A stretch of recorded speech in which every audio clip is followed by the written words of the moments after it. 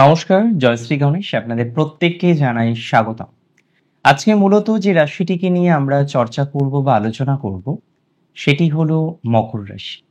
মকর রাশি জাতক জাতিকাদের শনি মঙ্গলের যে অ্যাক্সিসের পরিবর্তন, শনি মঙ্গলের যে কম্বিনেশন তৈরি হতে চলেছে সেটির প্রভাব সম্পর্কে আলোচনা করব। আপনারা জানেন মঙ্গল হচ্ছে ফায়ারি প্ল্যানেট। মঙ্গলকে আমরা আগুনের সাথে তুলনা করতে পারি। যে কোনো কাজে অতি দ্রুততার সাথে কাজ করা মঙ্গলের স্বভাব সিদ্ধ। তিনি হলেন অতন্দ্র প্রহরী। তাই রবিকে যদি আমরা রাজা বলি, অবশ্যই মঙ্গল সেনাপতি, কারণ তিনি পাহারাদার, তিনি প্রোটেক্টর। তাই যে জাতক জাতিকাদের মঙ্গল ভালো দেখবেন, সেও যেমন তার সিবলিংসদের জন্য প্রোটেক্টর হিসেবে কাজ করছেন, তার সিবলিংসরাও তাকে কিন্তু প্রোটেক্ট করার চেষ্টা করছে। যার মঙ্গল একটু ডাউন, তার সিবলিংসরা হয়তো কোনো না কোনো ভাবে তার সাথে ডিস্টারবেন্স ক্রিয়েট করতে পারে। So Mangal is very important planet. Mars is most important planet, specially যখন আপনি শত্রু দমন করছেন, শত্রু থেকে বেঁচে চলছেন, স্পেশালি যখন আপনার পুরুষার্থকে কাজে লাগিয়ে কোনো কিছু সৃষ্টি করছেন, কোনো বিষয়ের সাথে অ্যাটাচড হওয়ার চেষ্টা করছেন, সেই সময়ে মঙ্গলের ভূমিকা কিন্তু অসম্ভব গুরুত্বপূর্ণ। তাই মঙ্গলের যে কোনো পজিশন আপনার জীবনচক্রকে অনেক অনেক রকমভাবে প্রভাবিত করতে পারে। মঙ্গল আপনার নবমে মানে ভাগ্যস্থানে প্রবেশ করতে চলেছেন কবে? 28 জুলাই 2025। সেখানে মঙ্গল থাকবেন প্রায় 1.5 মাসের বেশি সময়, 13 সেপ্টেম্বর 2025 পর্যন্ত। আর এন্টায়ার টাইম মঙ্গলের উপরে থাকবে শনির দৃষ্টি। কে এই শনি? শনি হচ্ছেন কর্মকারক গ্রহ। আমরা বলি কর্মফল দাতা হচ্ছে শনি, মহাদেবের আশীর্বাদ প্রাপ্ত। তবে শনি কোনো কোনো ক্ষেত্রে বিলম্বের কারক, নিয়ম নিষ্ঠার তো অবশ্যই কারক। রুলস রেগুলেশন ছাড়া শনি চলেন না। তো শনির প্রভাব অপরিসীমভাবে বেশি। দেখুন, রাশিচক্র পটে শনির বিভিন্ন রকম বিষয় আমরা লক্ষ্য করতে পেরেছি। যদি মঙ্গলকে আমি আগুনের সাথে তুলনা করার চেষ্টা করি ক্ষুদ্র, তাহলে অবশ্যই আমাদের শনিকে বরফের সাথেই তুলনা করতে হবে। তবে শনির মধ্যে আছে অসম্ভব লিমিটেশন, আর মঙ্গলের মধ্যে আছে লিমিটেশন ভাঙার ক্ষমতা। তবে মঙ্গল শুধু শনিকে নয়, শনিও মঙ্গলকে দৃষ্টি দিচ্ছে। মিউচুয়াল অ্যাসপেক্ট তৈরি হচ্ছে নবম ভাবে আপনার ভাগ্যস্থানে। অনেক বিষয়ে আপনাকে সচেতনতা রাখতে হবে। যতটা সচেতনতা আপনি বেশি রাখতে পারবেন, ততটাই আপনার জন্য মঙ্গলজনক। এই প্রভাবে আমরা যথেষ্ট পরিমাণে ডেভেলপমেন্ট, এই প্রভাবে আমরা যথেষ্ট পরিমাণে অগ্রগতি, এগুলো কিন্তু তৈরি করতে পারবো। তাহলে মানসিক চাপটা কম নিয়ে আমরা যতটা প্রোগ্রেস করার চেষ্টা করতে পারি, ততটা প্রোগ্রেস করার কিন্তু চেষ্টা করতে হবে, এটা নিয়ে কোনো ডাউট নেই। একটা কথা কি জানেন তো, বর্তমান সময় এবং আগামী সময়ের মধ্যে একটা পার্থক্য আছে, প্রিভিয়াস সময়ের মধ্যেও একটা পার্থক্য আছে। মঙ্গল মকর রাশির জাতক জাতিকাদের একাদশ, মঙ্গল মকর রাশির জাতক জাতিকাদের কর্মঘরের অধিপতি, মঙ্গল মকর রাশির জাতক জাতিকাদের সফলতা ভাবের অধিপতি গ্রহ। তাহলে মঙ্গলের প্রভাব কিন্তু অপরিসীম। মঙ্গল যত বেশি স্ট্রং হবে, সফলতা আপনি তত সহজে সরলভাবে জীবনচক্রে লাভ করতে পারবেন, এটি নিয়ে কিন্তু কোনো ডাউট নেই, কোনো সন্দেহ নেই। কিন্তু প্রশ্নটা হলো মঙ্গলের উপরে শনির দৃষ্টি নিয়ে। এই ট্রানজিট কয়েকটি বিষয়ে সচেতনতা রাখার পরামর্শ দেয়। মোস্ট ইম্পর্টেন্ট হচ্ছে ট্রাভেলিং। যারা ট্রাভেলিং করবেন 28 জুলাই থেকে 13 সেপ্টেম্বর, জাস্ট একটাই কথা, সচেতনতা মেনটেন করে ট্রাভেলিং করুন। যারা বাইক রাইডিং করবেন, যারা 4 হুইলার রাইডিং করবেন, যে কোনো জায়গায় ঘুরতে যাবেন, আপনি খুব এমার্জেন্সি যদি না হয় স্কিপ করতে পারেন। যদি এমার্জেন্সি থাকে সেক্ষেত্রে সচেতনতা রাখার চেষ্টা করতে হবে। এমনিতেও আমরা বারবারই বলি যে গাড়ি চালাচ্ছেন দ্রুততা নিয়ন্ত্রণ রাখুন। তো এখানেও অবশ্যই আপনাকে গতি নিয়ন্ত্রণ রাখতে হবে, চেষ্টা করতে হবে যে যতটা সুস্থভাবে সেফটি মেনটেন করে কন্টিনিউ করা যায় সেই বিষয়টাকে কন্টিনিউ করার জন্য।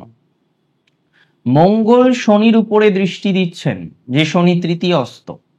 আমি বারবার বলেছি আগেও যে শনি তৃতীয় ভালো ফলই দেয়।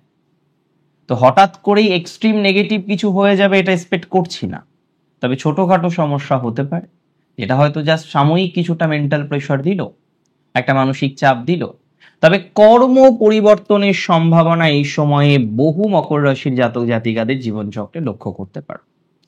বহু মকর রাশির জাতক জাতিকারা এই সময়ে কর্ম পরিবর্তন করতে চলেছে। বহু মকর রাশির জাতক জাতিকাদের এই সময়ে কর্ম কোনো না একটা ডিস্টারবেন্স এসে তারপরে পুনরায় পরিবর্তনের একটা জায়গা আমরা লক্ষ্য করতে পারবো। মেনি পিপল আর দেয়ার, অনেকেই রয়েছেন যারা কর্ম পরিবর্তন করার ইচ্ছা প্রকাশ করছেন, মানসিকভাবে প্রস্তুত যে প্রফেশনাল চেঞ্জ করবেন, কিন্তু কোনো একটা জায়গায় গিয়ে একটা ডিস্টারবেন্স বা সমস্যা বারবার তৈরি হয়ে যাচ্ছে। যে সমস্ত জাতক জাতিকাদের কর্ম পরিবর্তন করতে গিয়ে বাধার মধ্যে পড়তে হচ্ছে, যে সমস্ত জাতক জাতিকারা এখন জাস্ট ওয়েট করে আছেন একটা ভালো অপরচুনিটিস বা সুযোগের, কোনো রকম ভাবেই সেই ভালো অপরচুনিটিস বা সুযোগ পাচ্ছেন না। দেখুন, আমি বলছি না এই ট্রানজিটে এত ভালো সুযোগ আসবে যেটা আগে আসেনি, বাট এটা ঠিক যাদের দেওয়ালে পিঠ থেকে গিয়েছে তাদের অন্তত একটা বেটার পরিস্থিতি তৈরি হতে চলেছে। তারা অন্তত একটা রিল্যাক্সেশন পাবেন, তারা অন্তত পক্ষে একটা ডেভেলপমেন্টের জায়গা পাবেন। অন্তত পক্ষে এতটুকু সিওরিটি বা বার্তা আপনাকে দিতে পারি যে এই ধরনের বিষয়ে আপনার অগ্রগতির মাত্রাটা আরো বাড়বে, এই ধরনের বিষয়ে আপনার ডেভেলপমেন্টের মাত্রাটা আরো বাড়বে। সো মানসিক চাপ কম নিয়ে যত বেশি প্রোগ্রেস করা যায় তার একটা প্রচেষ্টা করা উচিত, এবং সেই প্রচেষ্টা অনুসারে আমাদের পথ চলার চেষ্টা করতে হবে। আমরা ভালো ফল পাবো বা আমরা ডেভেলপমেন্টের জায়গাক্রম তৈরি করতে পারবো, এটা নিয়ে কোনো সমস্যা হবে না, এটা নিয়ে খুব একটা প্রবলেমের জায়গা আমরা এক্সপেক্ট করছি না।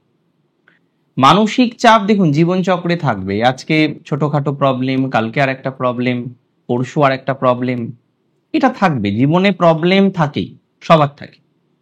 আমাদের উচিত এই প্রবলেমগুলো থেকে বেরিয়ে চলা। আর আমি মনে করি যে কিছু কিছু প্রবলেম থেকে বেরোনোর জন্য প্রবলেমে পড়ে প্রবলেম থেকে বেরোতে হয়। যদিও মকরের এখন যা সিচুয়েশন, অনেকে কর্মজীবন নিয়ে একটা দীর্ঘমেয়াদী প্রফেশনাল লাইফ আপনার কেউ কিছু কোনোদিন বলতে পারেননি, বাট এখন গিয়ে আপনি বুঝতে পারছেন যে vibes is not very good, তাই না?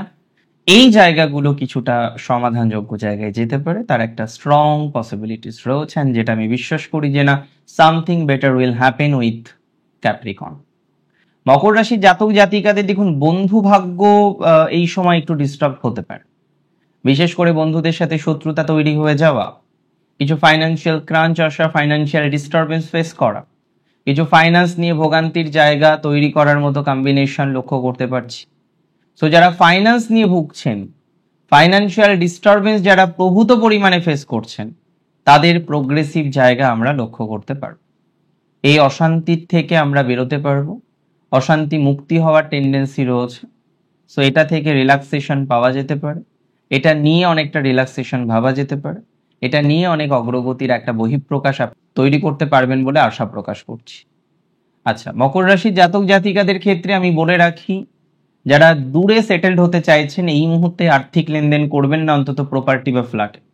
দূরে সেটেলমেন্ট ভবিষ্যতে করার পরিকল্পনা করুন।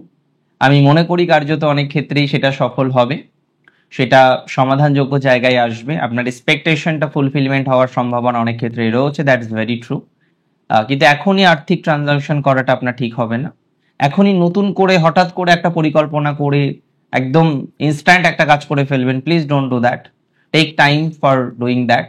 এটা সময় নিয়ে করাটা আমার মনে হয় অনেক বেটার হবে। এবং যারা স্পিরিচুয়াল কানেকশনের সাথে যুক্ত মকর রাশির জাতক জাতিকাদের, তাদের কিন্তু কিছু ডেভেলপমেন্টের জায়গা দেখতে পাচ্ছি, তাদের একটা বেটার সেগমেন্টের এক্সপেকটেশন উই ক্যান এক্সপেক্ট, আমরা আশা রাখতে পারি। সেটি আপনাকে যথেষ্ট শুভ দিকে নিয়ে যাবে, যথেষ্ট পজিটিভ দিকে নিয়ে যাবে বলে বিশ্বাস করছি। আর অন্যান্য বিষয়ের মধ্যে দিয়ে মকর রাশির জাতক জাতিকাদের যে ধরনের ঝামেলাগুলো আছে, যে ধরনের অশান্তিগুলো আছে, সেই জায়গা থেকে বেরোনোর চেষ্টা করুন, অনেকটাই বেটার ফলাফল আপনারা পাবেন, এতটুকু শিওরিটি দিতে পারি। আজকের অনুষ্ঠান সম্পর্কে আপনার মতামত আমাকে জানান। অনেক ভালো থাকুন আপনারা প্রত্যেকে, সুস্থ থাকুন, স্বাভাবিক থাকুন। শেষ করছি আজকে এখানেই। জয় শ্রী গণেশ।